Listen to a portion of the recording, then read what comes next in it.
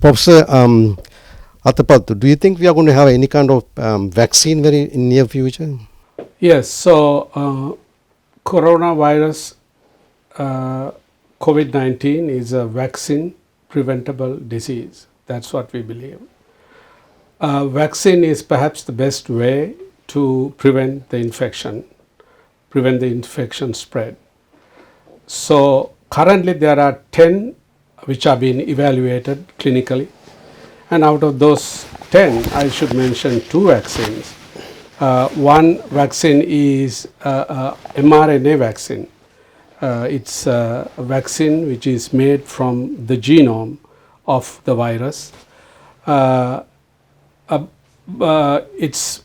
will be perhaps marketed by a company called Moderna and in collaboration with National Institutes of Health. The other vaccine is a non-replicating viral vector vaccine researched by University of Oxford and AstraZeneca. So those are the 2 vaccines which I would like to mention, but there are 8 more vaccines. Now those 2 vaccines we believe will be marketed within the next 6 to 8 months, and the current data shows that the Moderna vaccine, the mRNA vaccine, gives substantial protection in the 60 humans they have tried so far. So are we going to have a vaccine? Definitely we are going to have a vaccine. Is it going to be efficacious? Is it going to be a good vaccine? I think it's going to be a good vaccine, and it could prevent the transmission of the disease. Will it be available to the whole population across the globe? That I don't know, but because production of the vaccine is a very challenging thing, and availability, especially in the developing countries, might be a problem.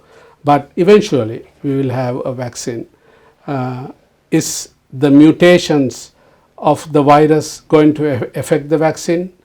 Perhaps not. They think that the small mutations might not have major implications in developing a successful vaccine. I want to find out the vaccine. When you come to vaccine, now if we develop vaccine this year, that vaccine going to be effective next year, or every year we have to give like flu vaccine? No. So as I said before, compared to the flu, the rate of mutation of the coronavirus is very low. It's considerably low. So we don't anticipate a huge shift in the antigenic properties of the virus. So therefore people don't anticipate changing the vaccine every year, but who knows, it might happen. Only time can say what it could be. I know we are doing very good in Sri Lanka. I can see people are putting masks and what do they have at home, hand washing, even every single railway stations too. Is there anything else we could do in Sri Lanka, as well as what can we learn from Sri Lanka that we don't do in these developed countries? Yes, it's an excellent question. First, let me look at the factors that were responsible for effective control during this phase of the pandemic.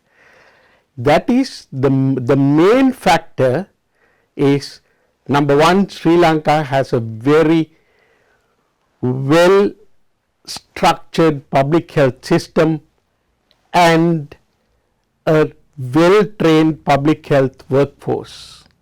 Now that workforce was combined with the efforts and the power of the army, navy and the police. These forces got together and created, number one, a lockdown which was very effective, tracing all the immigrants who came. Most of the cases were imported from other countries, immigrants, Sri Lankan immigrants who came from other countries, and few tourists, and they traced these contact, any person who tested positive, they traced these contacts, and they even used the army intelligence to complement the public health epidemiological intelligence system. So this is a very, very effective combination of all available forces, and that did not come as a just by chance.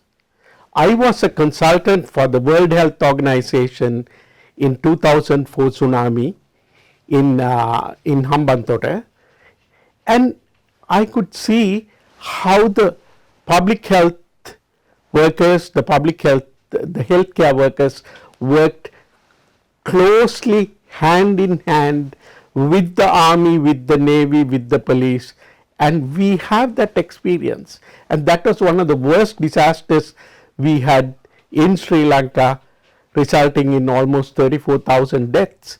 So we had that prior experience which was applied to this situation very quickly, and we took measures very quickly before any. Now, for example, Italy, Spain, US, all these countries applied the same stringent control measures, but that was only after they reported 10, 20, 30 deaths of the deaths after the epidemic. Sri Lanka did it very early, and they did it very effectively. They had a mechanism and previous experience for doing that.